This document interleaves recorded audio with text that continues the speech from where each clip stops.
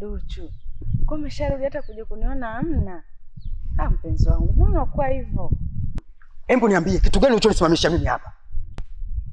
Duchu, usiongee na mimi kama hivyo. Punguza sauti kidogo. Si unajua mimi ukiongea hivyo najisikia vibaya kwa sababu nakupenda sana yani. Anyways, lakini Duchu, hivi ushaikukaa ukafikiria kama mimi nakupenda? Kwa hiyo hilo ndio jambo lilonisimamisha mimi hapa. Si ndio?